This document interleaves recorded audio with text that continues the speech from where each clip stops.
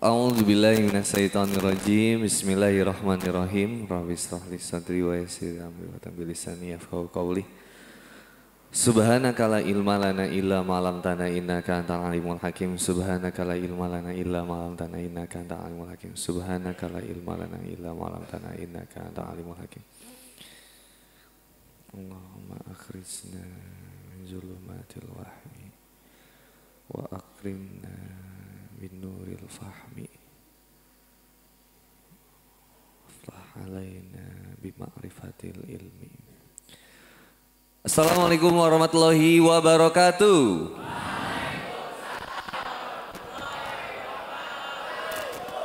Alhamdulillahilladzi arsala rasulahu bil huda wa dinil haqq liyudhhirahu ala dini kulli wa kafa billahi syahida. Asyhadu an la ilaha illallah wahdahu la syarikalah wa asyhadu anna Muhammadan abduhu wa rasuluh. Allahumma shalli ala Muhammad wa ala alihi wa sahbihi wa man tabi'ahum bi ihsan ila yaumiddin. Wallahu ta'ala kitabil karim. A'udzubillahi minasyaitonir rajim. Ya ayyuhalladzina amanu taqullaha haqqa tuqatih wa la tamutunna illa wa antum muslimun. Salam hormat, salam cinta, salam sayang saya sampaikan kepada pimpinan aparatur pondok Santren Darul Arkom yang saya cintai dan saya banggakan, saya hormati. Salam hormat, salam cinta, salam sayang buat para santri-santri dari Santren Darul Arkom. Semoga Allah Subhanahu wa Ta'ala memberikan kesehatan dan keberkahan buat teman-teman semuanya. Apa kabar? Sehat semuanya? Insya Allah. Seneng nggak ada di pesantren Darul Arkom? Bohong, serius? Enak pesantren atau enak libur? Enak ada ustadznya atau nggak ada ustadznya? Enak ada tugas atau nggak ada tugas? Enak ada tuntutan hafalan atau nggak ada tuntutan hafalan? Tapi pengen sukses, tapi nggak mau belajar. Mau libur, mau masuk? Milih Quran atau Mobile Legend? Aduh. Min husni islami mari tarkuhu malayani. Di antara kebaikan seorang muslim tinggalin hal yang gak bermanfaat. Saya tuh gak pernah tahu Mobile Legend karena saya tuh terlalu sibuk ngapalin Quran. Jadi saya gak tahu kalau Balmon, Alis lagi OP, Cici fighter baru. Terus saya gak tahu ngikutin. Kemarin Oni kalah juga lawan Filipina itu ya. Karena ada blunder pakai si Barat. Tapi saya gak terlalu ngikutin juga ya. Maka orang-orang anak muda yang lemah imannya, emblemnya lemah. Nggak pakai emblem tank. Karena iblis sekarang pakai emblem assassin. Jadi kalau kita lihat anak muda itu senengnya ya gitu, menuruti hawa nafsunya. Dia pengennya begini ya begitu, dia pengennya begitu ya begitu. Tapi kalau untuk kemudian menjalankan ketaatan ini langka banget. Seandainya wanita yang ada di Garut dan di Indonesia tahu bahwa laki-laki yang terbaik itu ada di Darul Arkom, pastilah mereka akan mencari kalian semua. Meledak. Siapa laki-laki yang terbaik itu? Mereka bukan. Siapa laki-laki yang terbaik itu? Mereka yang bukan memberikan kata-kata yang manis dan juga romantis. Tapi mereka yang senantiasa mempelajari Quran dan juga hadis.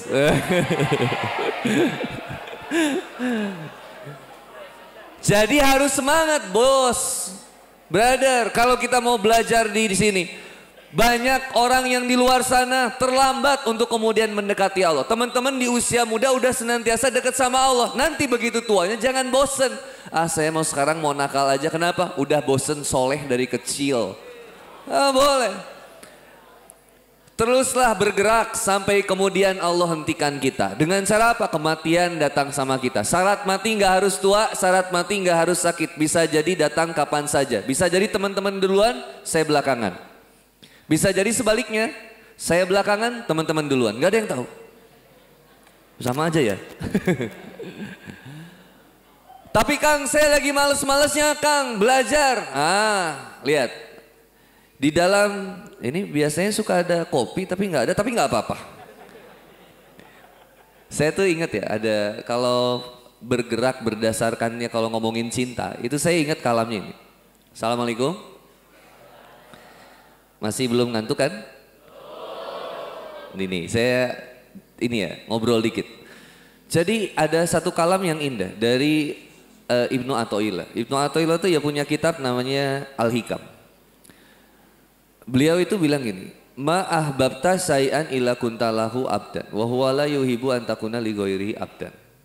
Jadi ma ahbabta syai'an illa kuntalahu abdan. Tidaklah seseorang itu mencintai sesuatu melainkan dia akan menjadi budak dari apa yang dia cintai. Wa huwa la yuhibbu an takuna li ghairihi abdan. Dan sesungguhnya Allah itu sebetulnya tidak menyukai seorang hamba yang mencintai sesuatu selain daripadanya. Sehingga ya Allah itu maha pencemburu. Nggak suka kalau kita mencintai sesuatu selain daripadanya. Saya tuh sering sampaikan ayat ini. Karena ini ayat yang bikin saya tuh betul-betul jatuh cinta berkali-kali sama Allah. Jatuh cinta. Saya bikin satu lagu ya. Saya tuh bikin lagu sampai lagu ini teman saya tuh nanya. Karena ada di Bandung itu ada namanya Komuji. Komuji itu komunitas musisi mengaji. Terus saya tuh bikin lagu, judulnya, saya lupa lagi. Memaksa untuk mencintai. Jadi Allah tuh selalu punya cara untuk memaksa saya untuk mencintai Allah. Unik caranya. Yaitu salah satunya dengan diberikan ujian. Gak pernah kepikiran dan gak pernah jadi cita-cita untuk menjadi seseorang yang senantiasa bahkan mendakwahkan Islam tuh gak pernah jadi cita-cita. Tapi kemudian Allah tempatkan di sini tuh sesuatu yang gak pernah saya perbayangkan. Memang keluarga saya itu dari ibu. Ibu saya itu punya bapak. Bapaknya ibu saya itu dulu jadi kakek saya dari ibu. Itu ternyata ketua MUI di Jawa Barat zaman dulu. Jadi kakek saya itu besarnya dulu di wilayah Persis. Kakek saya dari keluarga ibu itu ya keluarga Sunda, berarti Siliwangian. Kalau dari pak saya itu nyangka papa saya itu orang Jakarta. Di sini ada orang Jakarta? Ada. Saya itu nyangka bapak saya orang Jakarta.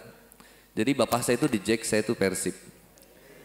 Tapi demi Allah saya tidak pernah berpikir untuk membunuh ayah saya.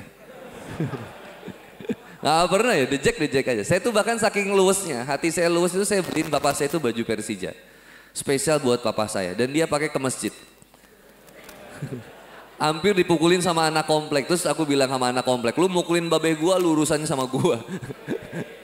Babe aing atuh euy eta. Nah, bapak saya itu saya kira orang Betawi. Ternyata papa saya itu orang Minang dari Batu Sangkar. Nah, ini saya sedikit ngobrol unik ya belakangan. Sampai akhirnya perjalanan saya itu nggak mulus-mulus banget. Saya itu bukan orang yang baik karena dulunya itu masa lalu saya itu luar biasa. Semua kemaksiatan tak pernah lakoni, semua kemaksiatan itu saya pernah lakukan. Sampai kemudian Allah memberikan hidayah. Dan ini suatu kenikmatan yang sangat luar biasa buat saya. Jadi sangat membahagiakan. Makanya di satu kalam yang lain itu sampai kemudian saya dapati kalimat yang indah. Kalau pengen tahu bagaimana kedudukan kamu di sisi Allah, lihatlah hari ini di mana Allah menempatkan kamu. Itu saya sangat bersyukur. Maka kalau saya bilang sekarang, tidak ada kenikmatan yang paling besar kecuali nikmat iman dan Islam. Gak ada nikmat yang paling besar kecuali nikmat hidayah ini. Ini paling besar. Maka saya selalu bilang tidak pernah ada kenikmatan di dunia ini yang layak kemudian bisa membahagiakan betul-betul saya. Gak ada. Yang paling membahagiakan saya itu apa? Quran surat Yunus ayat ke-58, posisi sebelah kiri di tengah. Kayaknya. Apa nih? Gak, ini bercanda. Jadi di surat Yunus itu ada kalimat ini, Kul bifadlillahi wa birahmatihi fabidzalika falyafrahu. Dengan itulah kemudian kamu merasa berbahagia dengan diutusnya baginda Nabi Muhammad SAW, dengan adanya Quran sebagai pedoman petunjuk kehidupan kita, sehingga akhirnya jadi jelas kehidupan kita dari mana mau kemana ngapain aja. Nah ternyata saya tuh selalu bilang, yang bikin nikmatnya hidup ini ketika kita benar penempatan cintanya. Ini tergantung dari apa yang kita cintai. Coba saya tanya, mohon maaf ya. Misalkan di sini ada yang pendukung Persib, hadir pendukung Persib. Coba, pernah lihat orang yang mendukung klub sepak bola kesayangannya nggak? Mau dimanapun mainnya, hujan, berangkat, siap. Wah, yel-yel dari berangkat rumah, dipakai atributnya. Bagimu, mau kalau Persib, bagimu Persib jiwa raga kami.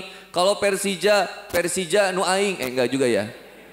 Kalau pakai apa, pokoknya belain. Bahkan ada pendukung MU. Itu pendukung yang paling sabar di muka bumi ini. Orang ngedukung klub sepak bolanya bisa sampai mati-matian. Pertanyaannya, ada nggak orang yang sampai mati ketika belain klub sepak bola kesayangannya? Mohon maaf, ada? Ada orang nggak yang sampai mati urusan kerjaan? Ada nggak? Dia gagal cinta, diputusin, ada nggak yang sampai bunuh dirinya? Ma'ah babta sayan ila kuntalahu abdan. Lihat bagaimana cinta memperbudak manusia. Sampai ada yang tergila-gila sama seseorang, jatuh, hancur, terpuruk gara-gara kemudian dia patah hati. Masih SMP udah pacaran, manggilnya Abi Umi.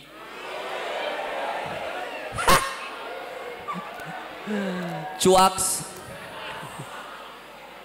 Abi udah makan belum?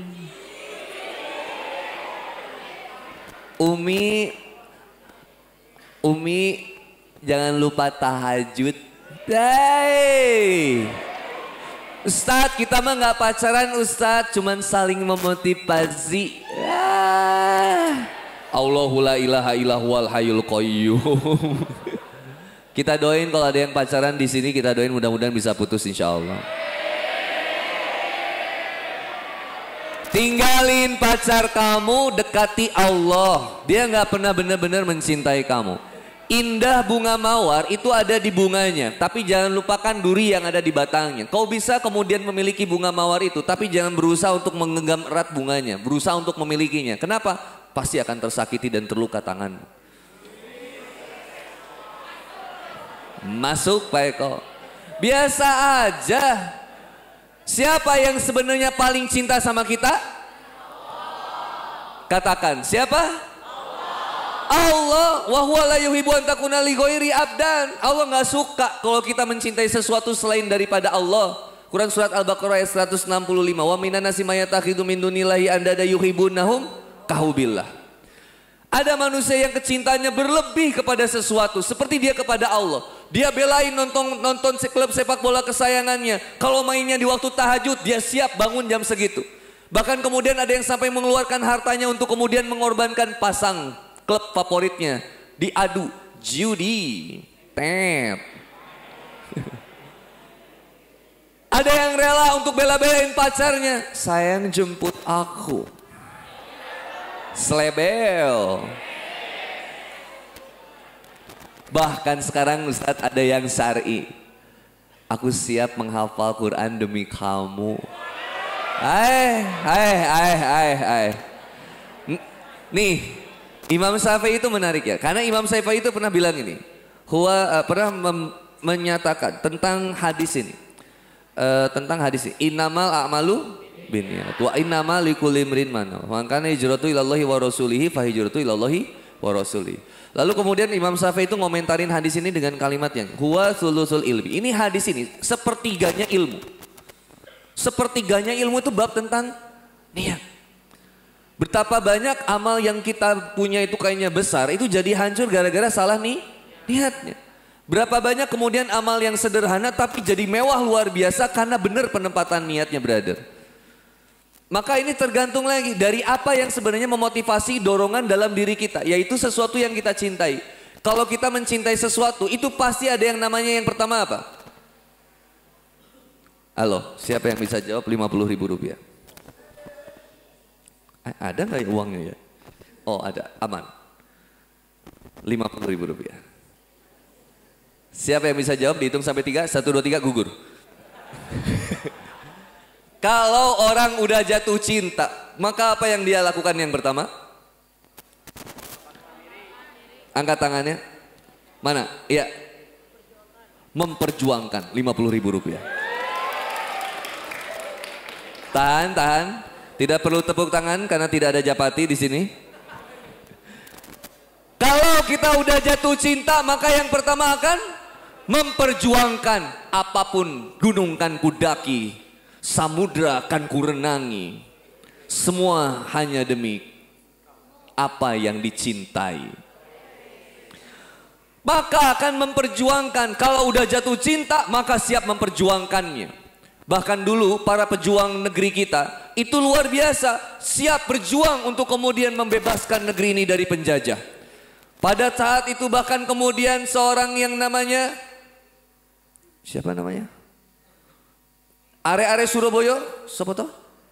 Bung Tomo. Wah, menggerakkan anak muda untuk kemudian menentang pemerintah Inggris pada saat itu.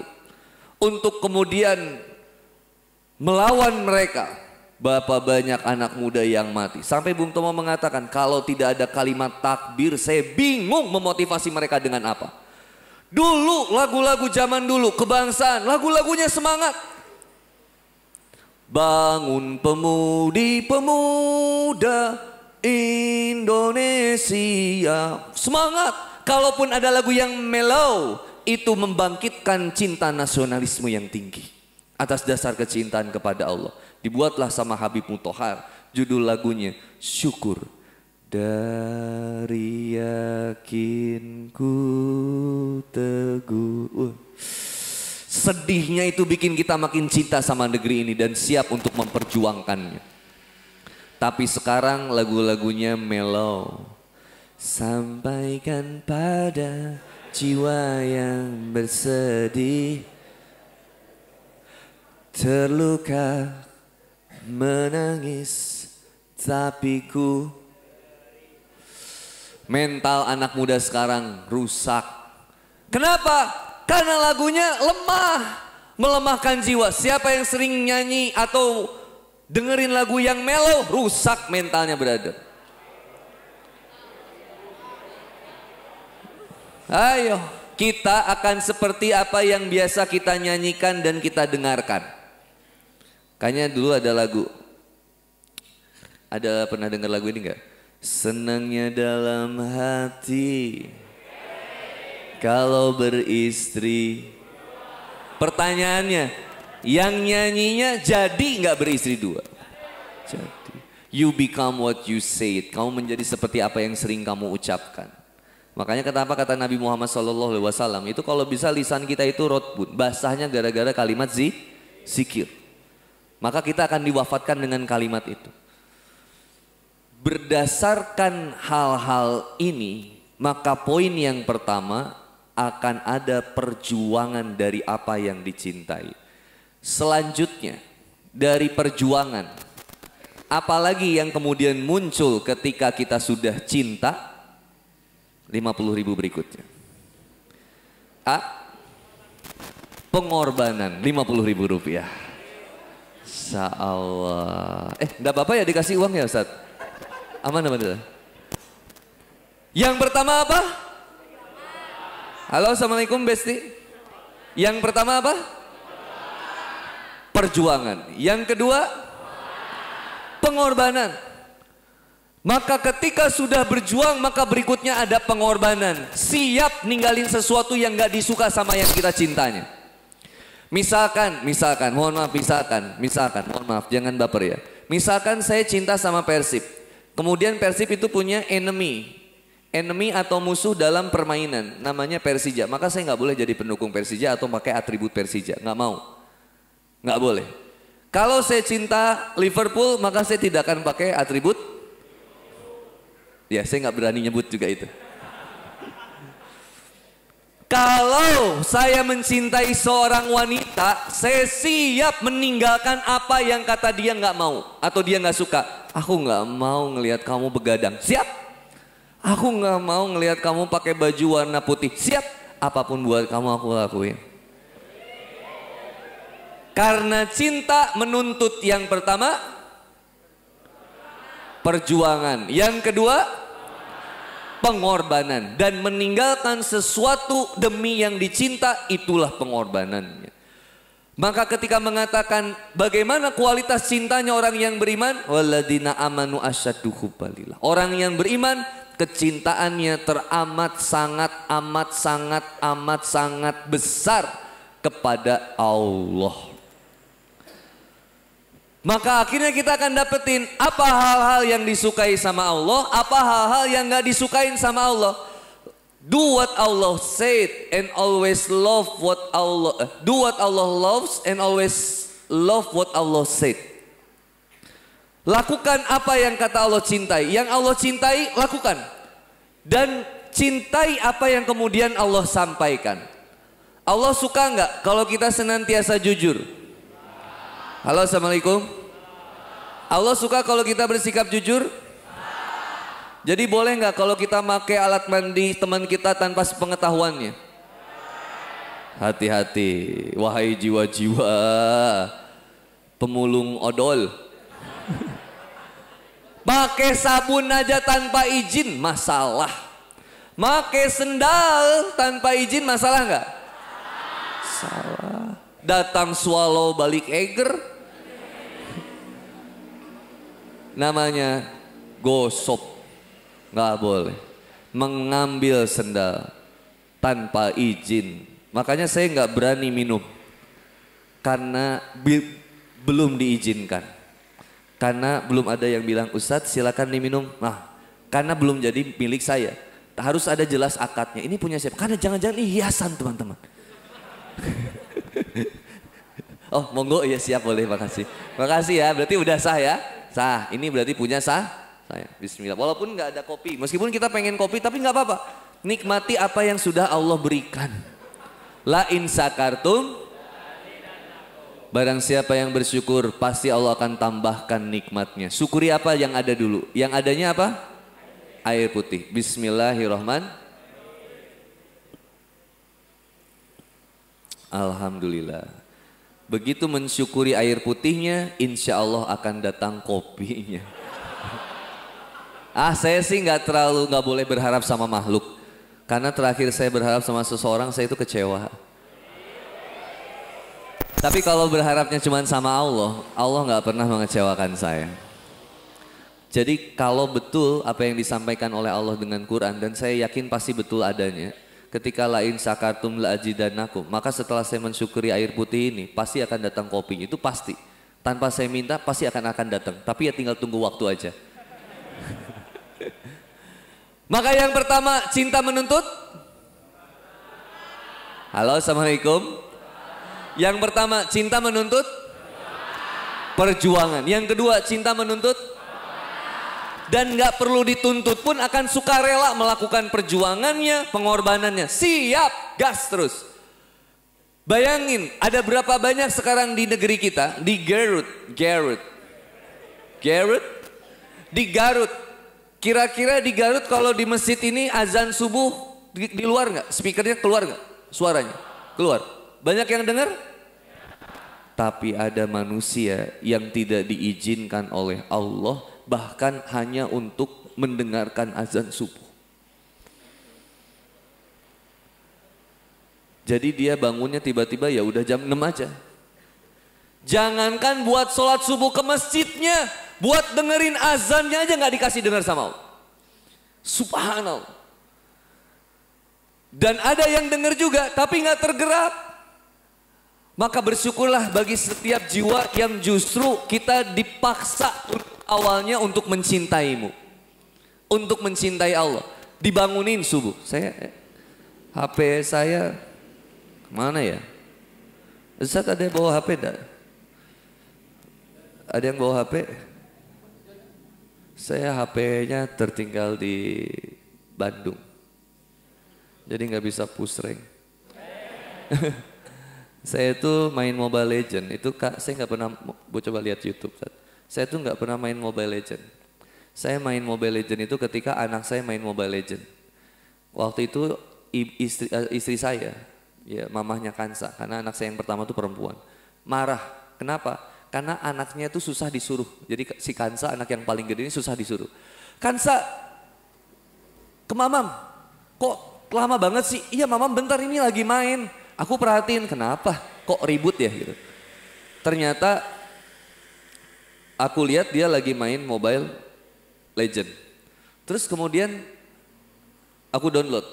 Terus aku download, aku main. Akhirnya aku ngerti kenapa Kansa itu susah off main game untuk memenuhi panggilan ibunya. Karena kalau lagi push rank itu nggak bisa ditinggal. Karena kalau ditinggal bintangnya bakal turun. Akhirnya saya ikut main juga. Nah ketika saya ikut main, terus saya bilang sama Kansa, Kansa, seberapa penting bintang ini buat kamu? Rank ini seberapa penting buat kamu? Jadi kalau kamu masih, kan dia masih epic ya, saya udah legend. Sorry bos, senggol dong. Besok udah mythic paling. Ini jangan dikasih tahu sama Ustadz Adi Hidayat ya, ini rahasia kita ya. Awas ya kalau dibilangin. Berarti kalau Ustadz Adi tahu pasti dari santri Darul Arkom. Saya tuh main Mobile Legends nemenin anak saya. Jadi biar saya bisa masuk ngobrolin sama dia. Akhirnya saya tuh download. Tapi ya saya karena saya skillnya bagus. Akhirnya saya lebih cepat naik ranknya. Nah ketika saya naik rank itu akhirnya saya satu titik saya pernah akhirnya marah sama istri saya ketika istri saya tetap maksa harus berangkat sekarang. Padahal saya lagi login push rank. Akhirnya kata istri saya, kamu tuh lama banget, ini aku udah siap mau berangkat. Mama nggak ngerti, ini aku lagi push rank, apa sih? Ya akhirnya istri aku download juga. Ya kita jadi push rank bareng, jadi kita sama-sama ngerti. Jadi enak kalau sama-sama ngerti, ya sampai lulus. Tapi akhirnya tak bikinin aturan. Aturannya apa? Ya kamu tuh nggak boleh main game, nggak boleh main Mobile Legends tanpa pop-up. Jadi kamu harus main game Mobile Legends push rank bareng sama Papap. Karena Papap ada akunnya juga. Kalau dulu Papap nggak tahu. Akhirnya bisa di waktu sama aku. 2 jam akumulasi 1 hari buat dia megang handphone. Selebihnya nggak boleh megang handphone. Apa yang dia download, apa yang dia lihat itu harus sesuai dengan pengetahuan dari papanya. Maka kemudian ketika dia login, kita main bareng. Dia suka pakai Cici atau Nana. Karena diarah terus sampai dibully, itu langsung aku komen. Jangan ganggu Kansa, itu anak saya. Dibales sama dia. Wah, bokapnya main bos. Hajar bokapnya. Nah Kansa itu kalau bangun subuh ya, dengerin ya. Saya ini ya, saya tuh punya ini menarik ya. Karena setiap bangun subuh itu saya selalu kasihin. Volumenya di kiri.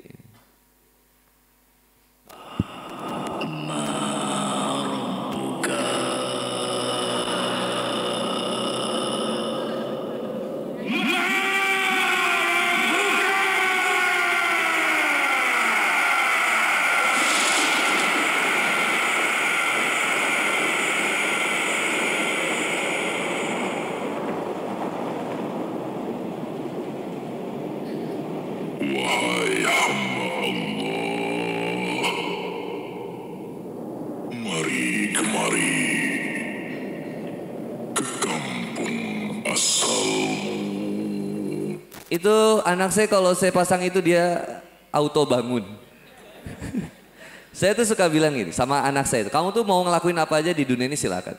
Suatu saat karena dia sering main Mobile Legends terus ya, waktu saya belum download.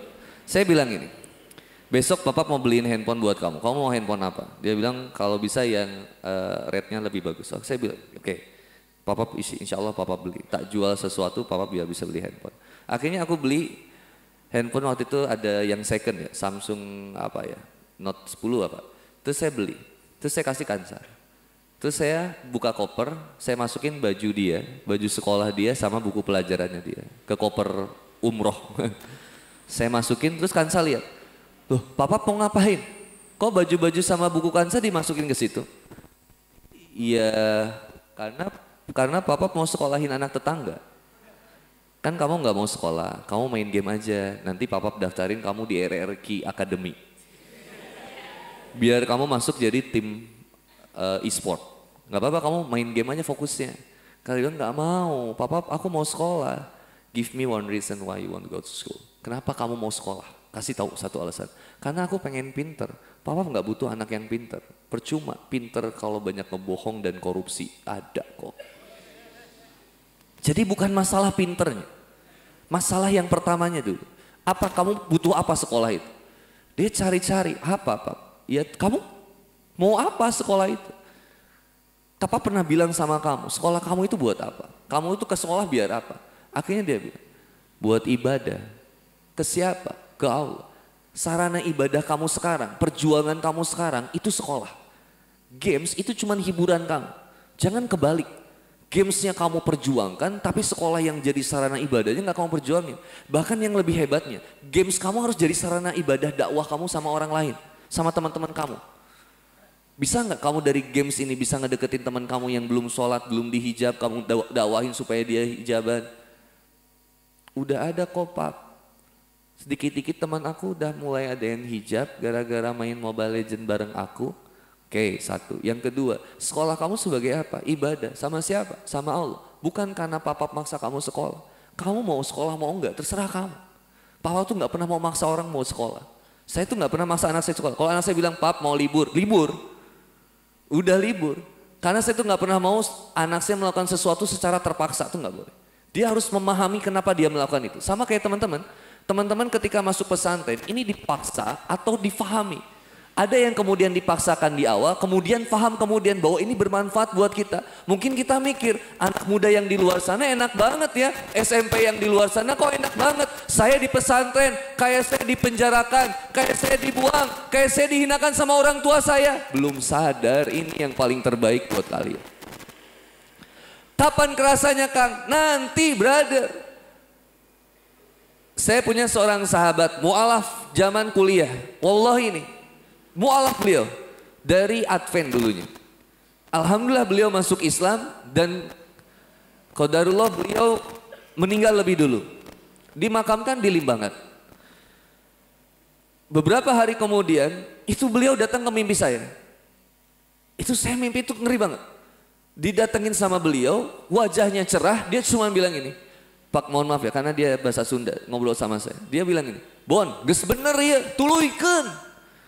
Artinya, Bon, udah bener ini, terusin. Untuk mempertahankan keimanan ini berat, lebih berat kalau kita nggak pertahankan keimanan. Buat di pesantren Darul Arkom kita belajar A, B, C, D, itu berat. Tapi lebih berat kalau kita nggak ngerti agama ke depannya. Dengan apa kita akan berpegangan dalam kehidupan ini kalau bukan dengan agama? Agama bahasa Sanskerta, tidak gama kacau. Agama bikin hidup kita tidak kacau. Ada yang tahu stopan lampu merah, lampu lalu lintas? Kira-kira kalau lampu merah kita harus berhenti atau jalan? Lampu hijau jalan atau berhenti? Sekarang kita balik, ketika lampu merah kita terobos, kita jalan terus. Apa yang akan terjadi? Aturan manusia aja dilanggar kita celaka, apalagi aturan Allah brother.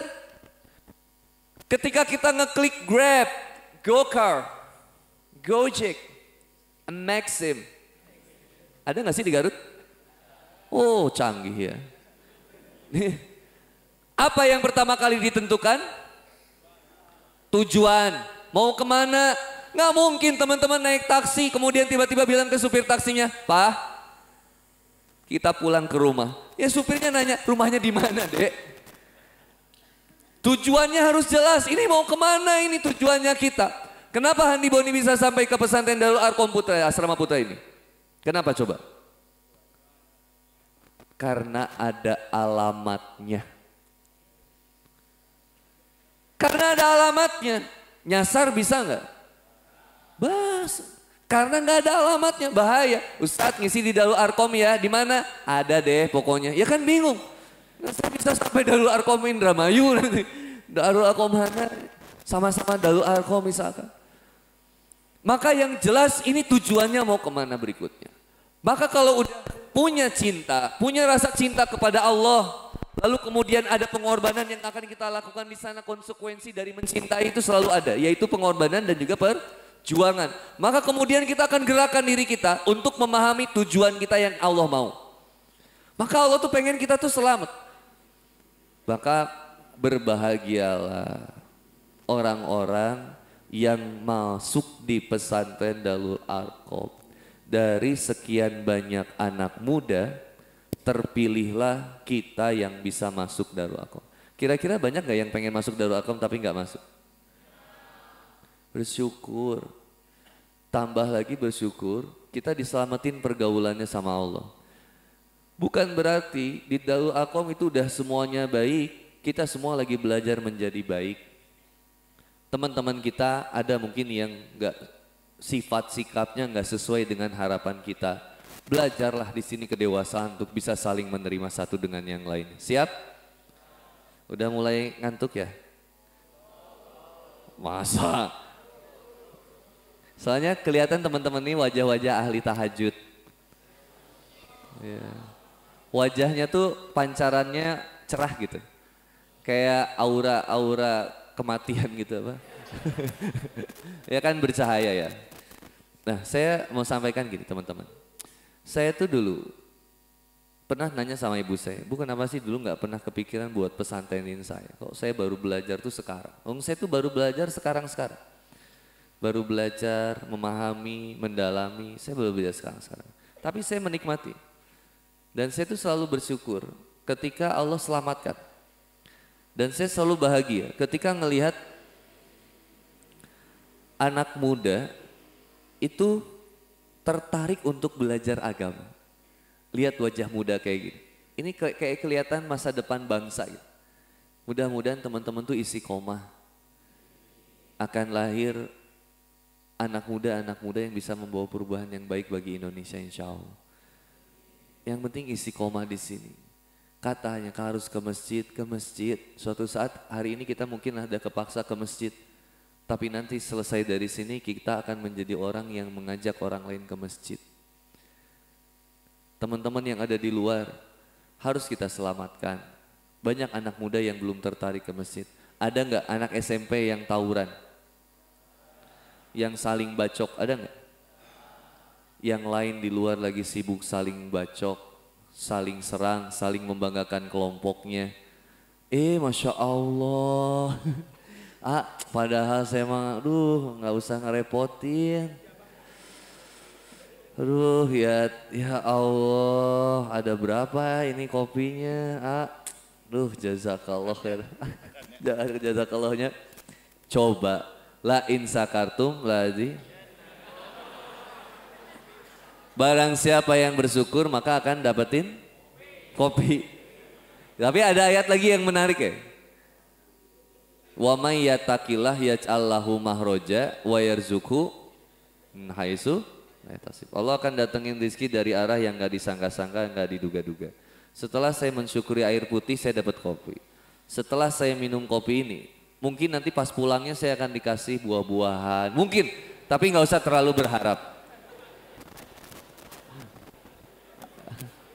Biasanya suka ada yang ngasih apa kayak dodol Garut, ya itu tapi biasanya kayak cocodot, tahu cocodot? Iya itu ya. Terus kayak Kartika Sari, tapi itu mah biasanya. Nggak usah jadi pikiran teman-teman juga. Nah, Bismillahirrahmanirrahim. Alhamdulillah. Ini kopi yang paling terenak kedua di dunia. Yang pertamanya di surga. Kopi apa yang paling enak? Kopi yang ada. Kopi yang paling enak kopi apa? Kopi yang ada. Kopi yang gak enak? Makanan yang paling enak? Makanan yang gak enak? Kenapa kita suka disibukkan dengan sesuatu yang gak ada dan bukan milik kita? Masya Allah. Tambah lagi. Insya Allah. Nah ini kapal api. Insya Allah. ABC susu. Jadi hidup ini nikmat brother. Ketika kita dekat sama agama. Makanya orang yang paling bahagia itu orang yang bisa dengerin suara azan, dia penuhi panggilan. Dipanggil sama yang dicinta untuk mengakui eksistensinya. Kenapa kita nggak semangat? Saya tuh suka, saya mohon maaf ya, kan banyak santri. Nanti kalau saya salah tolong luruskan. Saya tuh suka kepo sama azan. Azan itu kan panggilan sholat, bener nggak? Kenapa ngajaknya di tengah nggak di awal? Paham nggak maksudnya? Kan azan itu panggilan sholat ya. Ngajak orang buat sholat. Kenapa ngajaknya tuh di tengah, nggak di awal? Hayya ala sholahnya di mana? Di tengah. Kenapa nggak disuruh di awal? Langsung gitu. Kan kalau ada yang nadom Sunda gitu kan. Hayu eling eling umat muslimin muslimat. Kan gitu ya. Hayu urang berjamaah itu kan. Coba kalau muazin di sini dek dek dek langsung hayya 'alas shalah kan enggak ya? Yang pertamanya apa dulu? Ngeri. Memang yang datang dan terpanggil itu mereka yang mengetahui dan mengakui eksistensinya Allah. Bahwa Allah itu maha besar. Maha berkuasa atas segala sesuatunya. Sadar kita ini lemah. Sadar kita ini hina. Ini syarat penghambaan. Merasa dirinya hina. Dan Allah lah yang mulia. Maka akhirnya memenuhi panggilannya. Bayangin teman-teman punya pembantu. Tahu pembantu kan? Teman-teman punya pembantu. Lah pembantu ini kemudian disuruh sama teman-teman untuk kemudian beliin galon. Tapi dia nggak mau. Kira-kira dipecat nggak kira-kira? Kalau dia nggak memenuhi perintah dari kita. Padahal kita adalah majikan. Dan Allah itu kan tadi kita sebutin. Bahwa ketika kita menjadi seorang hamba. Yo pasti kita harus nurut aja sama perintahnya Allah. Meskipun kitanya nggak suka. Karena iman itu nggak bisa ditimbang pakai rasa. Enak gak enak, suka nggak suka nggak bisa. Kalau kata Allah begini, begini. Kata Allah, wala taqrabu zina. Jangan dekati zina. Siap ya Allah. Maka jangan follow ahwat. Di Instagram, di TikTok. Jangan rusak hati kita. Kulil mu'minina yaghuddu min absarihim wa yahfazu min furujahum. Jaga pandangan kalian, brother. Jangan tiap ada ahwat lewat. Ya Allah. Ganas banget. Jangan di follow, gak usah di scroll terus, gak akan ada habisnya. Di dunia ini kira-kira kalau misalkan kita punya seorang istri nanti, kira-kira ada gak yang lebih cantik dari istri kita? Banyak. Yang lebih seksi banyak. Tapi pertanyaannya, yang bisa membersamai kita dari nol sampai sekarang, siapa? Istri yang ada. Maka kalau dari sekarang, jangan dulu fokus ke sana, fokusnya gimana? Fokus untuk meniti jalan takwanya dulu. Fokus belajar, ngapalin Quran. Gak usah stres. Anak saya stres ngapalin Quran. Aduh papa, aku harus setoran ini gimana ini? Sini Kansa. Cekek dulu. Kansa, sejak kapan Quran bikin kamu stres? Terus Kansa bilang, sejak aku menghafal. Enggak sayang, Quran itu gak bikin kamu stres. Quran itu fungsinya di Quran surat Yunus apa? Ya ayuhan nasu qad ja'atkum mau'izatum mir rabbikum wa syifaa'un lima fis sudur wa huda wa rahmatul lil mu'minin. Fungsi Quran itu sebagai pelajaran, kisah. Akhirnya kita ceritain dulu. Quran ini begini. Ini ada kisah begini. Kalau Quran bikin kamu stres, loh kok jadi kebalikan? Kenapa bisa jadi bikin kamu stres? Karena kamu nggak enjoy. Papa nanya. Kenapa kamu senang baca buku detektif Conan? Karena kamu suka. Karena kamu anggap itu seru. Sekarang kenapa Quran gak jadi seru buat kamu, malah kamu jadi stres. Sedangkan kamu baca berjam-jam detektif Conan, kamu gak stres-stres. Padahal menjelimet itu. Akhirnya dia bilang, kenapa Pap? Karena kamu gak cinta. Sekarang Papa nanya, kamu cinta gak sama Allah? Enggak. Anak saya, kenapa kamu gak cinta sama Allah? Kalau sama Papa cinta. Kalau sama Papa aku cinta. Kenapa? Karena Papa baik. Karena yang suka ngajak jalan-jalan aku, Papa. Yang ngejajanin aku, Papa. Terus aku bilang gini, kalau kamu sayang sama Papa, kamu mau nurut sama Papa? Mau, kan aku nurut sama Papa. Aku disuruh bangun jam segini, aku siap. Papa suruh aku main game, cuma 2 jam sehari, aku boleh. Karena aku sayang sama Papa, oke.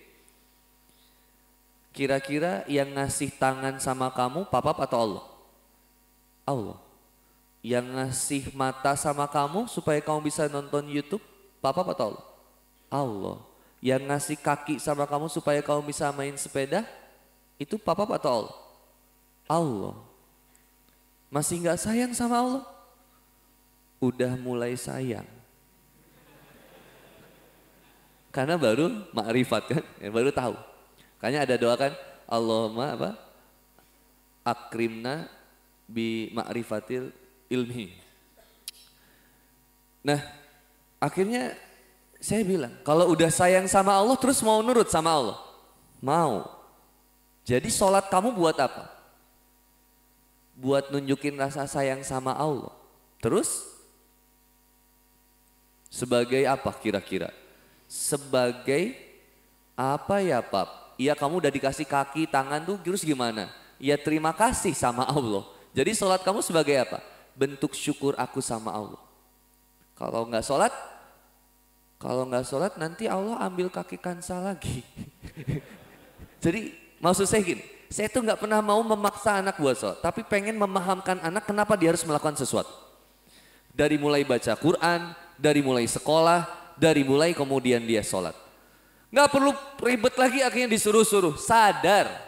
Terakhir ya saya sampaikan. Seseorang, halo assalamualaikum. Oke, ini sedikit kayak kuliah sedikit ya. Kenapa seseorang itu bisa berubah? Contoh gini. Teman-teman tahu 2 rakaat sebelum subuh lebih baik daripada dunia dan seisinya? Pertanyaannya, sadar, tahu, mau, atau mampu? Oke, Papa, gini, tahapan seseorang dalam berubah dan melakukan sesuatu ini berdasarkan metode ini. Informasi, tahu, sadar, mau, mampu, bertahan, berkembang. Ulangi. 1, informasi. Yang kedua, tahu. Ketiga, sadar. Yang keempat, mau. Kelima, mampu. Keenam, bertahan. Ketujuh, oke.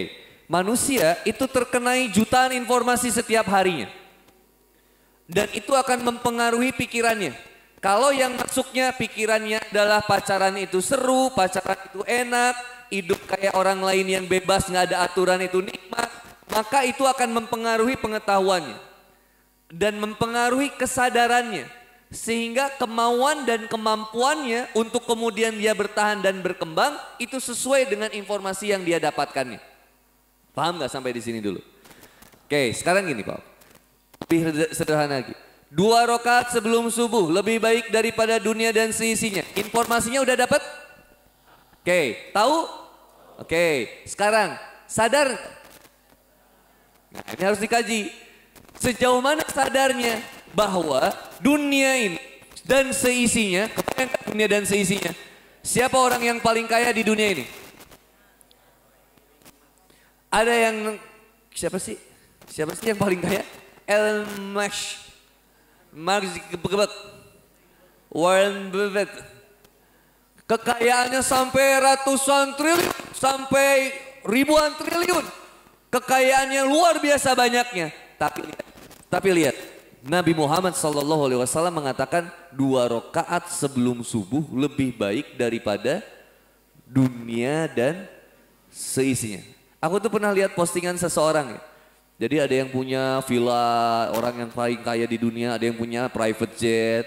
Terus nomor satunya ternyata 2 orang yang melaksanakan 2 rakaat sebelum subuh. Nah pertanyaannya, sadar nggak kita bahwa semua yang ada di dunia ini nggak ada artinya dibandingkan hanya sekedar 2 rakaat sebelum subuh.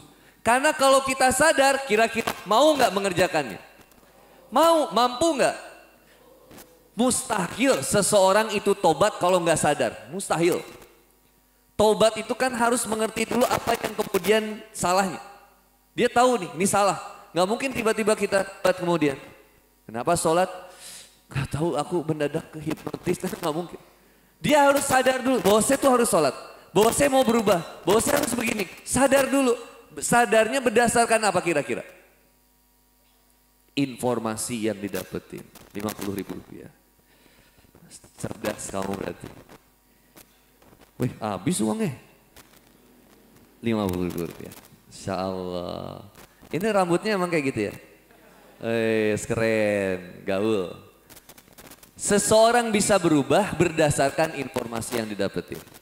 Kalau pikirannya kalau sholat subuh itu membosankan, melemahkan, males-malesin, kira-kira informasi yang dia dapetinnya kayak gitu, dia bisa nggak untuk kemudian bangkit dari tidurnya untuk berangkat ke masjid? Bisa nggak? Nggak akan bisa, brother. Kalau dia tidak sadar kalau dia nggak dapat informasinya terus-terusan. Maka penguatan informasi ini penting. Bapak Sandi Boni sekali-kali mengingatkan teman-teman, nanti diingetin lagi sama kakak-kakak yang lain, kemudian diajak sama cek. Nah, nanti ada yang cek. Ini ada ya? Dan nanti diingetin sama yang lain buat senantiasa ingat.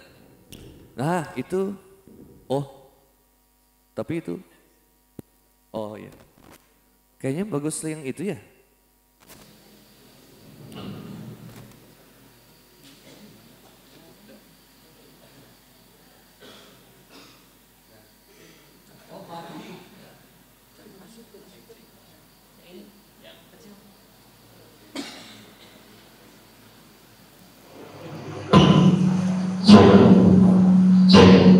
Cek.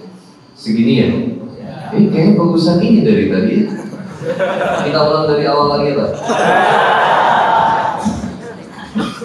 Seseorang itu bisa tapi nggak kuat. Seseorang bisa kemudian betul-betul beribadah kepada Allah kalau dia terus dapetin informasinya itu. Saya pernah bilang, Andi Boni itu bukan orang yang baik. Dulunya itu banyak maksiat, banyak salah. Tapi bukan berarti teman-teman bilang, saya mau maksiat dulu kayak Andi Boni, kemudian saya tobat. Nggak boleh, karena belum tentu usia kita sampai di sini. Teman saya itu banyak yang lewat, banyak yang meninggal gara-gara obat, gara-gara mohon maaf, tawuran di jalan, banyak yang lewat. Tapi Allah itu sayang sama saya. Saya itu banyak diselamatinnya sama Allah. Sehingga saya tuh suka bilang sama guru-guru saya di Darul Arqam sekarang dengan kayak Ustaz Auli, Ustaz Rozi, saya tuh suka Andi Boni itu dibandingin teman-teman ilmunya tuh lebih banyak. Ustaz Bahtiar Nasir itu pernah bilang sama saya, Andi Boni itu ilmunya sedikit, tapi keberaniannya gede. Karena saya suka berani. Saya tuh orang yang sedikit ilmu tapi sering semangat. Karena saya tuh ingat bagi saya kalimat wa amma bi ni'mati rabbika fahadis. Itu saya suka bilang kayak gitu. Saya tuh dulu makan bakso. Kalau saya makan bakso itu enak. Saya tuh dengan mudah menceritakan itu ke orang. Kalau mau makan bakso yang enak di sini loh, gitu. Kalau mau makan makanan yang enak di Bandung di sini loh. Tentu saya dengan sukarela menceritakannya. Terus saya bilang sama istri saya, kenapa saya nggak boleh menceritakan sesuatu yang saya rasa paling nikmat? Terus istri saya nanya, apa Pak? Nikmatnya dekat sama Allah, dan nikmatnya jatuh cinta berkali-kali sama Allah, dan memperjuangkan apa yang dicintai di jalan Allah. Akhirnya saya semangat untuk menyampaikannya. Semakin saya semangat, ternyata Allah memberikan banyak hikmah. Ternyata dakwah itu buat saya makin sering saya ngelempar bola, makin kencang ke tembok, bola itu manggulnya makin kencang juga. Jadi makin sering saya dakwah, ternyata saya makin banyak ilmu. Karena akhirnya dipahamkan dengan banyak hal. Cara Allah mencerdaskan. Kayak teman-teman, kalau makan terus kira-kira nggak pakai BAB sakit nggak? Sakit. Minum terus nggak pakai pipis bermasalah. Maka ketika teman-teman sudah sering diisi, penting diantara teman-teman itu untuk saling menguatkan. Karena ada diantara kita mungkin yang ngotot, ada diantara kita mungkin yang kangen sama orang tua, atau diantara kita mungkin masih ada yang masih benci sama orang tua. Kenapa? Karena orang tua kita kok jahat banget malah masukin kita ke dalam hati. Kok saya tuh nggak pengen di sini, Ustaz, saya tuh pengennya di luar, pengennya begini. Mulai dari sekarang pola pikir kita dirubah. Nikmati apa yang kemudian diberikan oleh Allah terbaik pada hari ini. Dan siapapun di saat kita di sini, pertama ikuti aturan mainnya di sini supaya kemudian kita sama-sama berkembang, sama-sama kemudian bisa tumbuh dewasa. Dan semoga Allah Subhanahu Wa Taala mencerdaskan kita semua. Senang nggak kalau kita wafatnya Husnul Khotimah? Mau nggak? Siap nggak kalau meninggalnya malam ini? Siap nggak? Ada orang yang ingin hidup takut mati, itu kayaknya kita atau sebagian banyak manusia. Tapi ada orang juga yang ingin mati takut hidup. Itu orang yang putus asa, yang dibenci sama Allah. Nggak boleh putus asa. Kita itu siap hidup, siap mati. Siap untuk hidup, memperjuangkan kehidupan ini, dan siap untuk mati di jalan Allah. Kalaupun kita meninggal hari ini, terima? Terima. Alhamdulillah. Ada anak SMP kemarin tabrakan, pacaran sama pacar, nabrak truk, scare. Begitu nabrak truk, saya baca komen-komennya, teman-temannya yang komen, ih, Masya Allah pernikahannya so sweet. Kalau so sweet, azab itu. Ini gak lagi pacaran. Coba, teman-teman lagi baca Quran, meninggal, enak gak? Ih, Masya Allah si Fulan meninggalnya pas lagi baca Quran, tidak? Coba kalau kebalikan, meninggalnya lagi karaoke, meninggalnya lagi main Mobile Legends. Makanya lihat situasi, main Mobile Legends jangan terlalu sering. Kalau pulang ke rumah jangan jadi kayak merdeka bebas tanpa aturan. Gak ada aturan kayak di pesantren. Kenapa ketika di pesantren tahajud, rajin, ketika pulang ke rumah males-malesan? Harusnya konsisten. Mulai dari sekarang, mudah-mudahan teman-teman makin semangat lagi. Dan yang paling terpenting, tetap bersahabat untuk saling menguatkan di jalan Allah.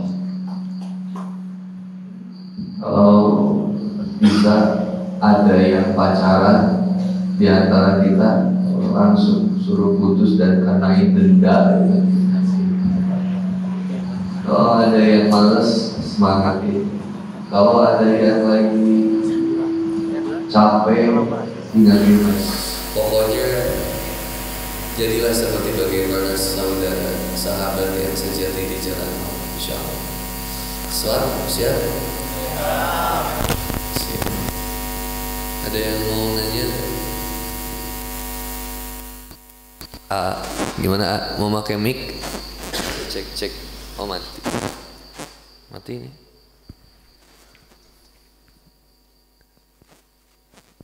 Cek. Pakai ini kayaknya. Atau teriak aja ya. Siap. Waalaikumsalam warahmatullahi wabarakatuh. Oh, ya. Namanya siapa? Saha. Oh, Saka. Saka asli mana? Asli Bandung. Oh, Bandung, Lembang. Kamu tinggi banget. Pemain voli. Basket ya? Oh, usia berapa? 16 tahun. 16 tahun. Siap. Gimana Saka? Saya pada waktu sebelumnya selalu dibutakan oleh dunia, Ustaz. Iya. Dan pada dasarnya manusia itu kan dipenuhi hawa nafsu.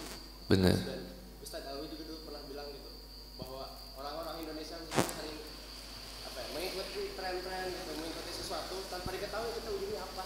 Benar. Dan pada seperti itu bebek kita orang-orang bebek di negeri bebek. Negeri bebek, sepakat. Ngikut gitu, tuk bebek mah ya. Dan ketika saya berpikir dalam hal duniawi, sempat kayak dulu tentang percintaan, dan ketika saya dibuat berharap, ternyata saya selalu mendapat hal yang menyakitkan. Sedap. Yes ya, benar. Terus? Dan di situ membuat saya jadi bisa berharap untuk seseorang. Iya. Dan saya tetap di situ kan, tapi berkutik di dalam hal dunia lagi. Saya berharap kepada seseorang, sakit lagi, berharap sesuatu hal duniawi, sakit lagi. Dan bahkan itu ketika Manchester United salah gitu, Oh, pendukung MU. Pantesan banyak galaunya. Red Devil itu baturana jeung setan kabeh.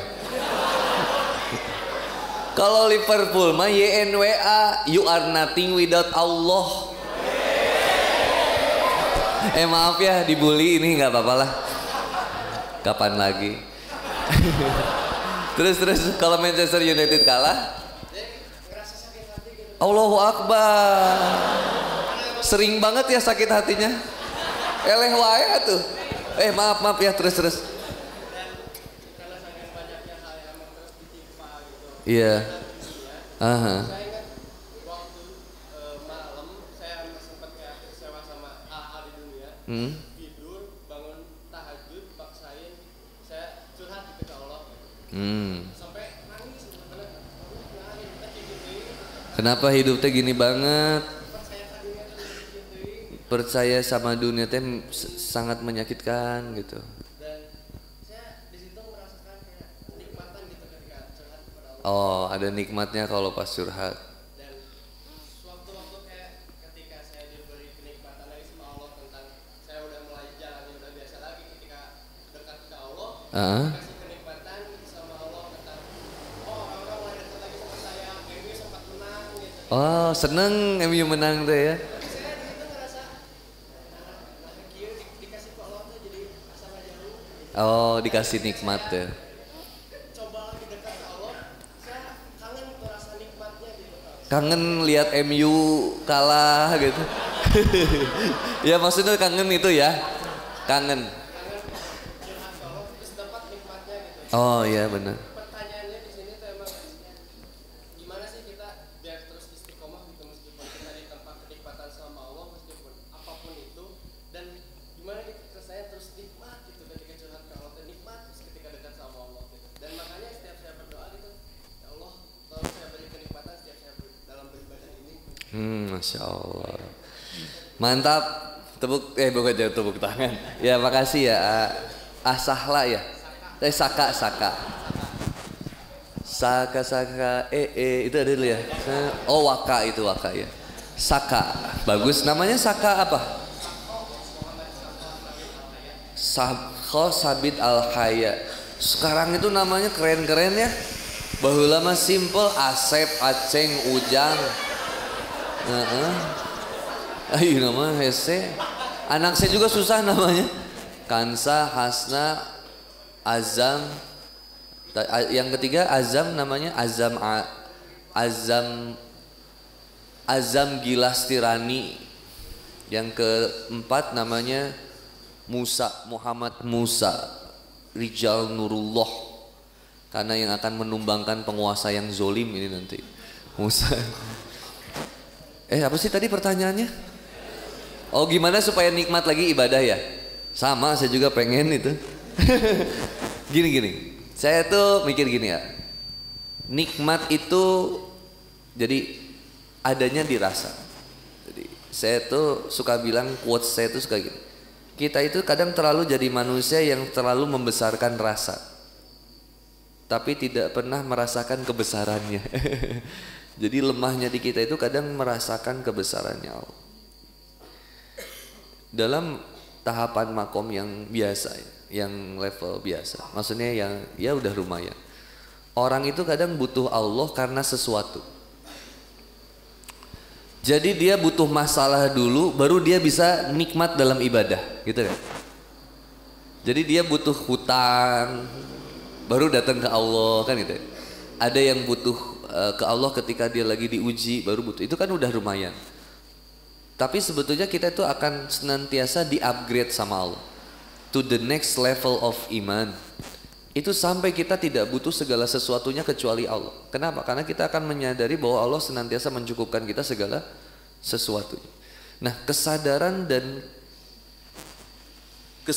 kita kepada eksistensi Allah atau ma'rifat kepada Allah itu membuat kita itu sebetulnya menikmati ibadah kita. Hambar itu karena nggak ada rasa cinta. Nggak mungkin kita menjalani hubungan dengan seseorang yang kita sama sekali nggak kenal atau kita nggak suka. Saya tuh ingat Kang Panji Sakti. Ya, Kang Panji Sakti ini musisi. Kang Panji Sakti. Tapi saya tuh suka. Beliau tuh sampai bikin lagu gini. Bagaimana bisa ku mencintaimu jika kadarmu indah melulu. Terus ada refnya gini. Betapa aku rindu hancur karenamu, seperti yang kau mau, bukan yang aku mampu. Bagaimana bisa aku melepas tali rinduku yang kau julurkan khas kepadaku. Terus saya nanya, Kang Panji maksudnya apa? Kata Kang Panji, Allah itu selalu punya cara untuk mengajak kita jatuh bersujud dan merindu. Karena ujian yang dihadirkan Allah kepada kita itu membuat kita justru dekat dengan Allah. Ada ulama bilang ini, kenapa ilmu itu lebih nempel sama orang yang fakir? Kenapa ilmu itu lebih nempel sama orang yang lapar? Karena ketika ilmu itu bertemu dengan seseorang yang kaya, dia sudah merasa hidupnya sudah terpenuhi semua, sehingga dia seperti hilang pengharapan selain daripada pengharapan kepada Allah. Tapi kalau dia itu fakir, dia merasakan perjuangan pengorbanannya dalam menjemput ilmu, dan dia akan menikmati itu. Saya suka tanya ke teman-teman, itu sholat itu kadang lebih khusyuk itu justru ketika ada masalah. Ya kalau misalnya tadi kalau antum apa, MU kalah enak sholat gitu nggak sih? Nggak juga ya. Kalau kita punya masalah kadang enak banget sholatnya, itu memintanya enak, ngerintihnya enak. Nah saya selalu bilang bahwa kenikmatan dalam beribadah itu akan hadir pada hati yang senantiasa mencintai Allah dan merasakan betul kehadiran Allah, sehingga kemudian dia menghinakan dirinya di hadapan Allah.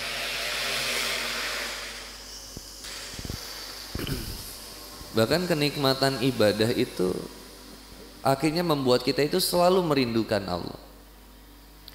Makanya kalau mau balik lagi ada bagaimana menghadirkan rasa nikmat dalam beribadah, itu silakan teman-teman itu mempelajari sejarah. Saya suka bilang gini juga, saudara-saudara kita yang ada di Palestina itu kira-kira dibandingkan dengan kita, itu ujiannya beratan mereka atau beratan kita? Beratan kita.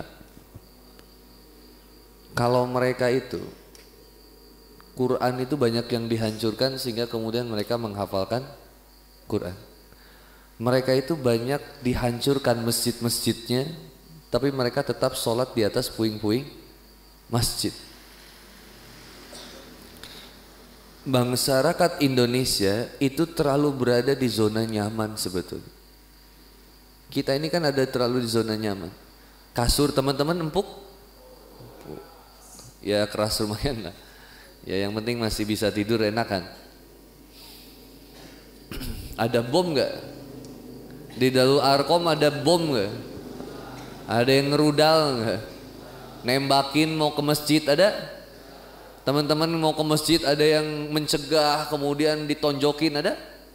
Nggak ada. Tapi susah banget bisa datang ke masjid misalkan. Tapi orang-orang yang ada di Palestina, bos ujiannya berat buat mempertahankan keimanan. Masitoh, tuh Masitoh kan tahu? Pembantunya Fir'aun. Ibunda Yasir dibunuh untuk dalam mempertahankan keimanannya. Saudara-saudara kita yang di beberapa negara yang lain itu bisa sampai kemudian dibunuh atau dilecehkan atau dihinakan karena mereka senantiasa memakai hijab. Jadi keimanan ini luar biasa. Ya, sampai ada doanya Hasan Al Basri itu sampai ngentikan begini doanya. Allahumma anta robbuna farzukna istiqomah. Ya, minta diistiqomahin aja lah dengan segala kenikmatan ibadah kita saat ini. Bersyukur kita masih bisa melaksanakan ibadah kepada Allah sampai detik hari ini. Ya Allah alam bisawab lah, nanti kapan-kapan kita ngobrol lagi ya ayah. MU mah udahlah lewat ya sekarang. Ganti aja. Tottenham aja sekarang. Jangan. Tetaplah jadi pendukung MU yang sejati. Meskipun kalah dan menangnya, tapi jangan mempengaruhi kebahagiaan hidup kita. Saya itu mencintai Persib tapi saya logis. Persib kalah saya dewasa. Persib menang saya bahagia. Jadi segitu aja cintanya. Saya datang ke Persija, saya datang ke Persis Solo, saya tahu sih ya ke PSM Makassar, datang ngobrol biasa aja. Tapi kalau ditanya Ustadz bela siapa? Yo pasti Persib. Loh berani-beraninya ada di sini. Yo kenapa emang? Kenapa sampai beda klub sepak bola menjadikan antum musuh saya? Nggak bisa. Satu nusa, satu bangsa, satu bahasa. Bukan satu nusa, satu bangsa saling mangsa. Nggak pernah kayak gitu. Antum itu saudara saya. Meskipun antum itu beda klub, kesukaannya sama saya. Saya itu sama yang beda agama aja saya baik kok. Apalagi cuman gara-gara beda klub sepak bola. Beda pilihan presiden jadi stres, nggak boleh. Terlalu rendah gitu. Apalagi tadi melemah urusan gara-gara wanita. Remeh banget itu. Janganlah. Wallahu a'lam bishawab. Kholas, teman-teman udah ngantuk kan? Udahlah, kenapa sih kok belum ngantuk-ngantuk? Kamu malas tidur ya? Ini nanti biasanya bangun jam berapa? Hah? Kalau sekarang jam 2 berarti, Tad. Jam berapa? Bangun mereka biasa. Oh jam 3:30, jam 2, sok-sokan mau tahajud. Tidurnya di kelas ya. Nabi itu tidur itu kan ada 3, ada deep sleep, light sleep, sama REM sleep. Jadi REM sleep itu rapid eye movement sleep. Nah Nabi itu kan tidurnya tidurnya sedikit. Jadi nggak pernah lama ya. Kalau kita itu sedikit-sedikit tidur. Ya itu bedanya kita. Ini seru juga ya ngisi di sini ya, motor ngelewat. Apa kita tonjokin aja dulu ya? Kesel juga ya, tapi harus nggak boleh emosi, harus tahan. Nanti saya usahain lah saya sedekah sound system di masjid ini. Biar ada 1, 2, 3, 4. Ini harusnya ada 6. Tuh 2, 3, 4, 5, 6 sama di sana 1. Saya tuh suka sedih kalau ada masjid tapi sound systemnya kurang bagus itu. Karena kalah sama clubbing. Sound system dangdutan itu selalu lebih bagus itu daripada tausiah. Ada lagi yang mau nanya? Mau curhat? Kok jadi banyak sih? Mana dulu nih? Yang ini atau ya ini dulu deh, boleh ini nih. AA yang kacamata. Sip. Namanya siapa? Yudi. Siapa? Oh berdiri, iya berdiri. Masa iya? Siap.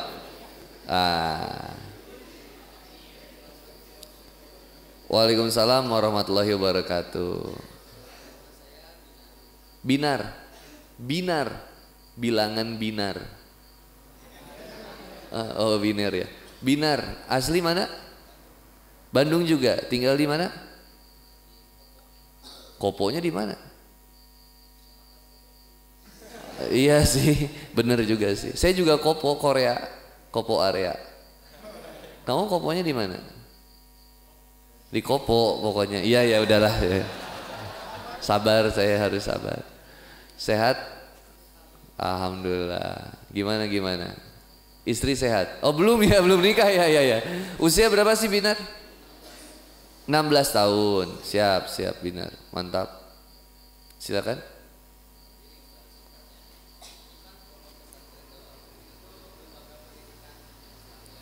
Ya.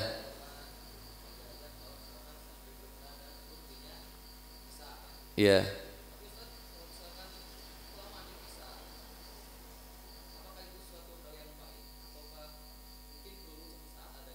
Pertemuan gitu dengan akhwat gitu untuk memunculkan hasrat.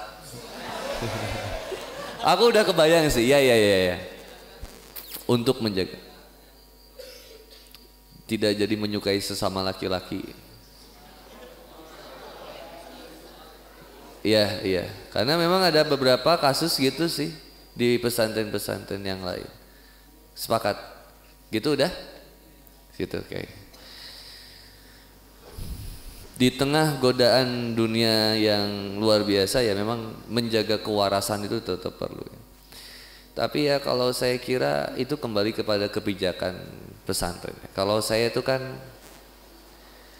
ya saya kira setiap orang itu punya pola pendidikan yang berbeda dengan anaknya ya. Jadi kalau kebijakan dari pesantren seperti ini ya memang bagusnya begitu juga.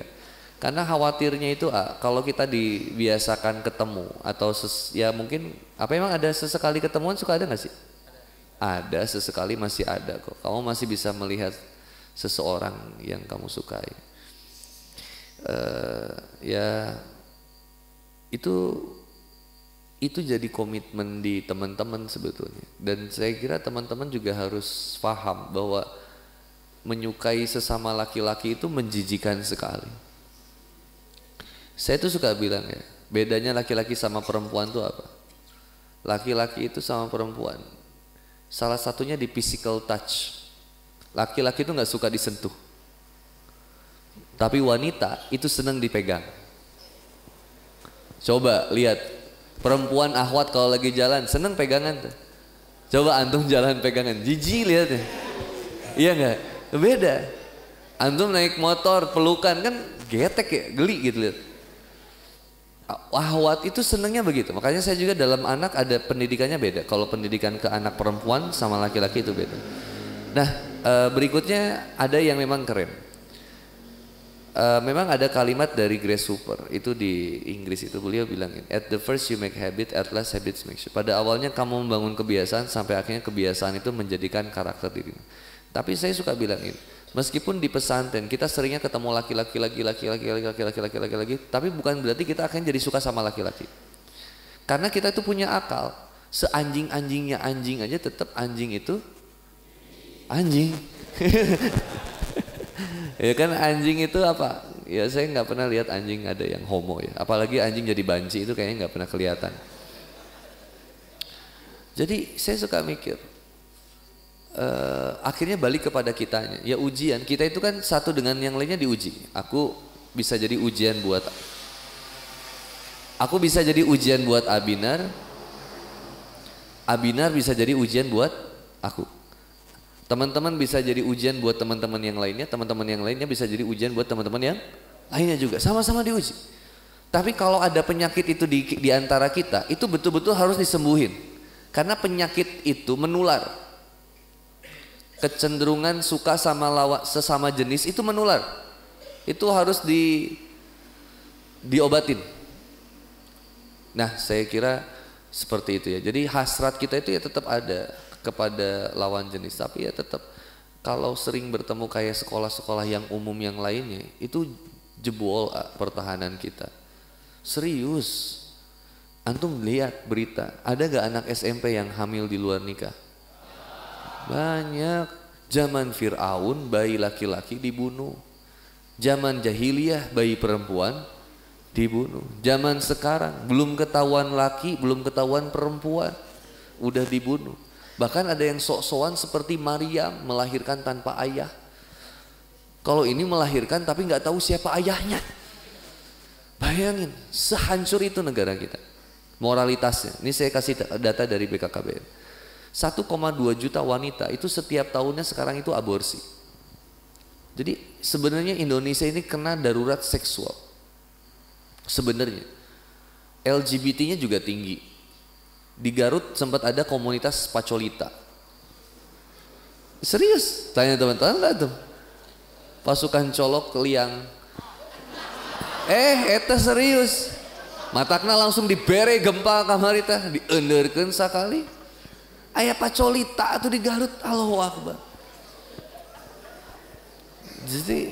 Jadi gini. Ketika ada kemaksiatan tuh harus dibenci karena bencinya sama Allah. Saya tuh suka diajak sama Pak Kiai dulu saya tuh. Kamu tuh kenapa benci sama pemabuk? Karena saya nggak suka Ustaz. Pak Kiai, saya nggak suka lihat orang yang mabuk. Pak Kiai itu bilang, yang kamu harus benci itu sikap dan sifat, tapi orangnya jangan. Karena orang itu masih diberikan kenikmatan sama Allah.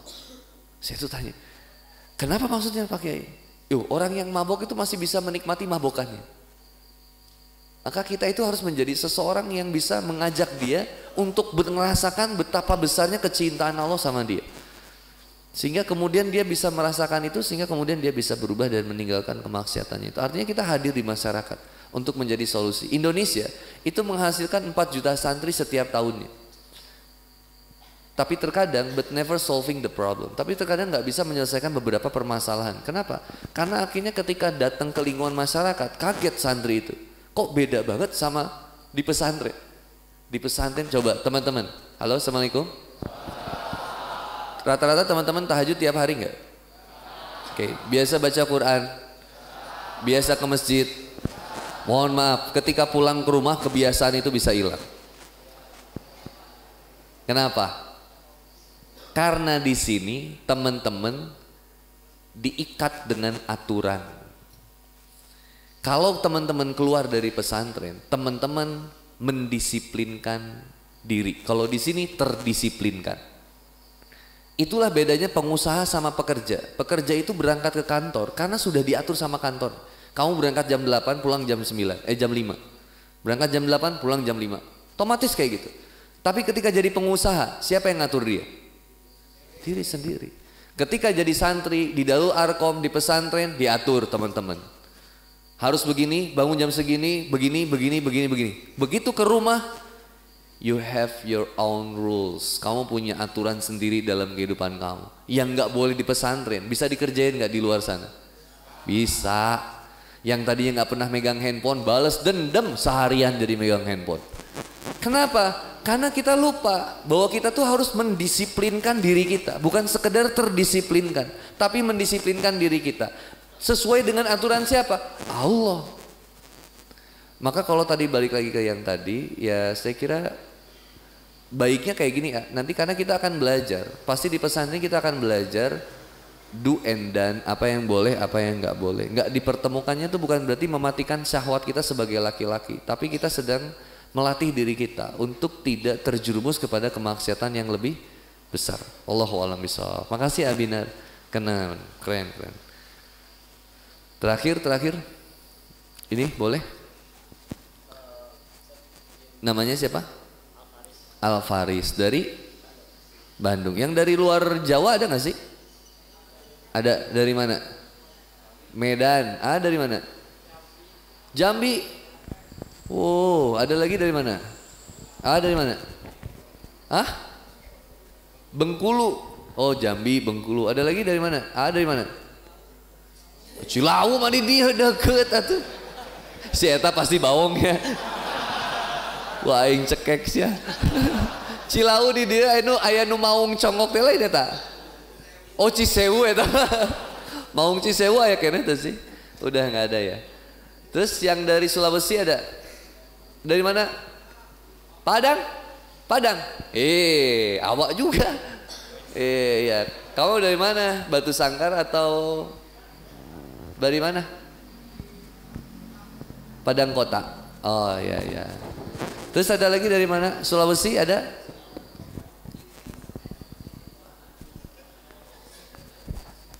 Ada lagi?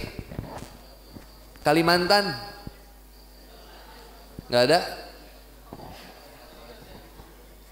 Oh, luar negeri ada nggak? Malaysia, Brunei gitu? Rohingya eta. Rohingya teh kudu dibela ayo mana? Khawatir tahu dia teh. Oke. Terus Faris ya tadi ya. Usia berapa Faris? Wah, pinter kamu. Kamu tinggal di mana Bandung ya? Bingung ya? Di Bandung iya. Oh, rumah sakit Soekarno-Hatta. Metro. Iya aja kamu ya. Kamu anak ke satu atau ya? Kedua, ke satu ya. Punya adik perempuan? Iya. Kenapa saya bisa tahu ya? Nah, itu ada kitabnya, tapi nantilah. Terus. Jadi gini kan di Darul Atom itu kegiatan banyak, terus saya mungkin untuk sanawiyah itu masih sekolah tuh sampai sore ya. Sampai sore. Kalau ayah tuh mungkin sampai malam sampai mungkin jam 9. Iya. Dan bahkan Darul Atom ini juga ada organisasi. Ada organisasi XTC Briges gitu. Oh, apa? IPM. Oke, ya terus apa lagi? Biasanya kegiatan organisasi itu kan malam-malam kita habis sekolah biasanya sama organisasi. Nah kan biasanya tuh anak saya tuh pasti sukanya begadang ya, entah itu berorganisasi atau enggak, Iya. diskusi atau Hah. sebagainya lah. Nah saya tuh punya ya permasalahan gitu. Saya juga kan ya suka begadang gitu. Suka begadang. Boleh megang handphone gak sih semua? Bagus. Terus. Jadi saya juga kesusahan untuk bangun tahajud biasanya kadang Kesulitan bangun tahajud. Tidur jam berapa? 12. ya paling lama tuh jam 12. Jam 12.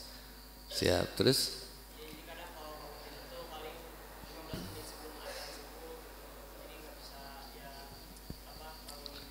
lebih awal gitu ya. Nikmati aja. Saya tuh gini ya. Saya kasih fakta gitu. Imam Syafi'i rahimahullah itu sampai pernah bilang kayak gini. Seseorang yang nggak disibukkan dalam ketaatan, maka dia akan punya potensi untuk disibukkan dalam kemaksiatan. Kemudian Rasulullah Muhammad SAW tuh pernah menyampaikan nikmatani mabunun fihi makasirun minan nas. Nasihatu wal farq. Jadi ada dua kenikmatan yang kalau ini tuh banyak kemudian sia-siakan atau dua nikmat ini bikin manusia itu lupa, yaitu nikmat sehat dan juga nikmat waktu luang. Mumpung masih SMP atau SMA, saya suka bilang teman-teman tuh aktif ikut banyak kegiatan. Saya ulangi, mending sibuk banyak kegiatan.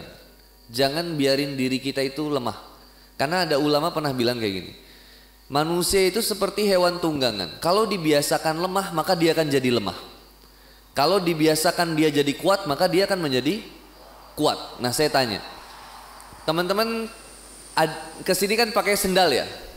Sendal itu kalau dipakai tiap hari, itu jadi tipis atau jadi tebal? Tapi kalau kita jalan kaki, nggak pakai sendal, kaki kita jadi tipis atau jadi tebal?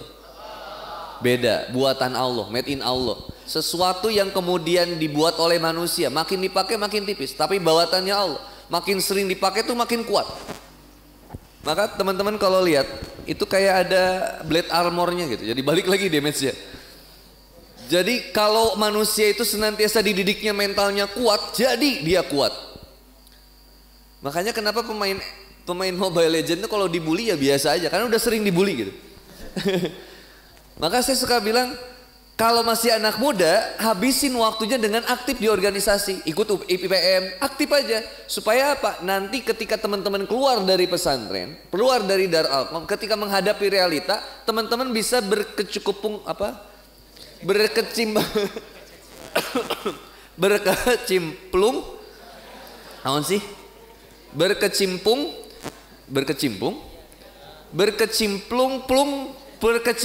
di masyarakat.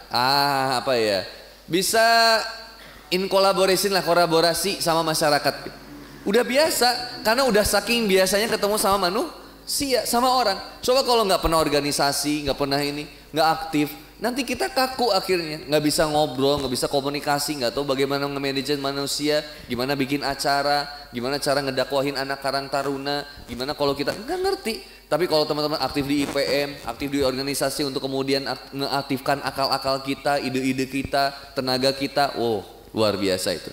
Bahkan Indonesia ini salah satunya, menurut World Rank Literation, Indonesia itu ada di posisi kedua dari 61 negara minat baca rendah. Posisi kedua dari bawah. Artinya dari 1000 anak muda itu cuma 1 orang yang baca. Sedikit banget. Maka kita harus gila baca, senang baca buku. Makanya ada buku dulu, salah satunya ulama yang gila baca. Itu banyak banget ulama yang gila baca itu. Keponya tinggi banget. Baca.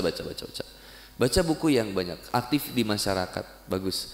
Dan tadi semakin kita aktif itu semakin ketika kita lelah, capek, itu akan memudahkan kita sebetulnya untuk tidur. Yang kalau saya ingat lagi ya, Nabi itu nggak pernah, sebenarnya bukan nggak pernah ya, Nabi itu ya tidurnya juga nggak malam-malam banget, kecuali beliau itu ada tamu. Jadi kalau tidurnya jam segitu, jam 12 tadi, ya niatin aja. Bab tentang niat dan pikiran. Jadi, halo, assalamualaikum. Otak kita itu canggih, A. Kalau AA mikir saya itu sakit, AA bakal jadi sakit. Kalau AA mikir saya ini kayaknya mau demam nih, jadi itu demam. Jadi you become what you think. Kamu menjadi seperti apa yang kamu pikirkan. Kalau kita udah bilang nggak bisa, itu nggak akan pernah bisa itu. Namanya mental block. Mental block itu jadi udah membatasi bahwa saya tuh nggak bisa. Itu udah kebatasin. Belajar bahasa Inggris, aduh saya nggak bisa, udah nggak akan pernah bisa itu. Duh saya tuh nggak mau, udah susah. Harus kalimatnya diganti dengan saya belum bisa. Artinya mau belajar.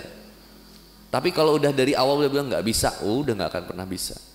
Nah, yang berikutnya, kita itu ketika mau tidur, itu pikiran kita itu bisa disetting. Ya Allah, saya tuh mau bangun jam segini. Saya belajar itu ketika teman saya, itu dia tuh susah bangun pagi. Teman kantor saya itu susah bangun. Jadi ada karyawan saya itu susah bangun pagi. Satu saat saya bilang gini, besok kita kereta jam 5 subuh. Jadi dia kan tidurnya jam 12, jam 1. Besok kita kereta jam 5 subuh.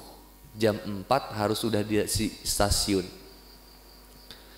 Kalau kebiasaan tidur jam 12 dia susah bangun subuh, harusnya dia nggak bisa berangkat dong.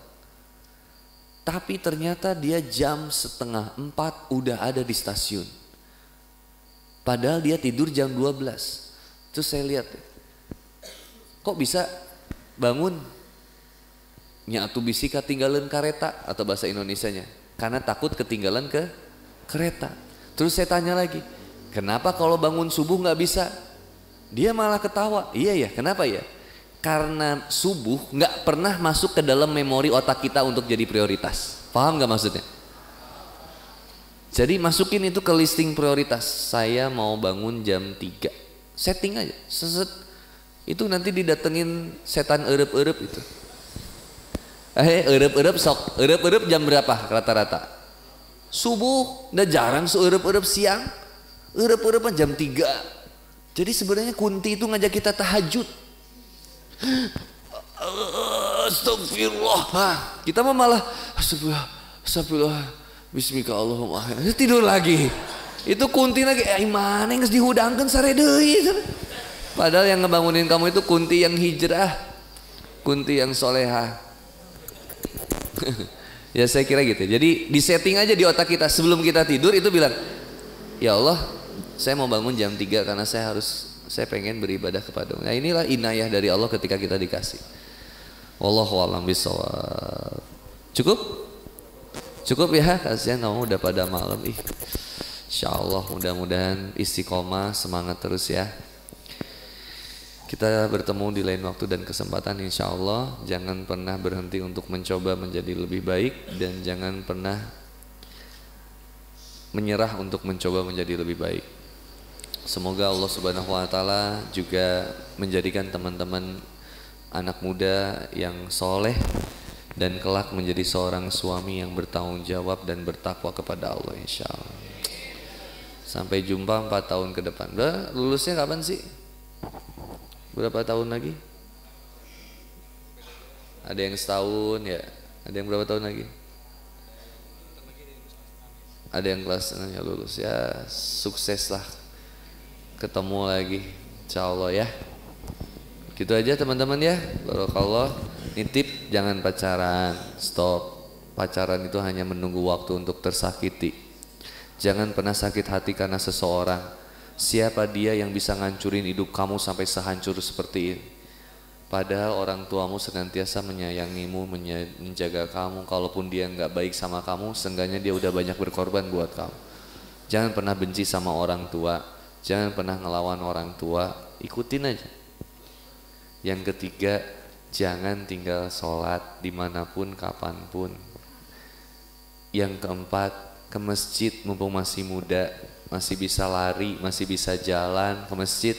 Karena di sekitaran teman-teman ini banyak masjid yang isinya aki-aki, anak mudanya nggak ada. Aki-aki aja yang bongkok ke masjid, azannya aki-aki lagi. Allahu Akbar, Allahu Akbar. Itu nggak lama langsung ada pengumuman innalillahi wa inna ilaihi raji'un. Si aki pae. Jadi kalau mau yang azannya anak muda, lulusan Darul Arkom. Lulusan Darul Arkom ya? Siap Pak? Azan? Siap, langsung azan. Allahu Akbar, Allahu Akbar. Wow, gagah. Harus mengambil peran di masyarakat. Yang kelima, jangan menzolimi saudara kamu. Jangan hina teman kamu. Jangan rendahkan sahabat kamu. Jangan memakai barang teman kamu tanpa izin. Siap? Halo, assalamualaikum. Kalau nggak senang dihina, maka jangan menghina. Kalau nggak senang direndahkan, maka jangan direndahkan. Kalau nggak senang barang kita dipinjam sama orang atau dipakai sama orang, maka jangan pernah pakai barang orang tanpa izin. Kalau minjem barang orang, tanggung jawab. Artinya jaga barang itu seperti bagaimana itu barang kamu sendiri. Yang berikutnya, disiplin. Karena disiplin hari ini akan membuat kita sukses di masa depan. Barang siapa yang senantiasa berusaha di waktu muda, maka dia akan senantiasa menjadi orang yang terbaik di masa depan, insya Allah. Sabar. Yang berikutnya, yang selanjutnya, wabillahi taufiq wal hidayah. Assalamualaikum warahmatullahi wabarakatuh. Makasih buat Ustadz Alwi, Ustadz Rozi dan teman-teman IPM yang udah ngundang Pak Pap ke sini. Dan ini pertama kali Pak Pap ke Garut lagi setelah beberapa tahun, mudah-mudahan bisa ketemu lagi insya Allah. Titip teman-teman, jaga diri baik-baik ya. Barakallah. Assalamualaikum.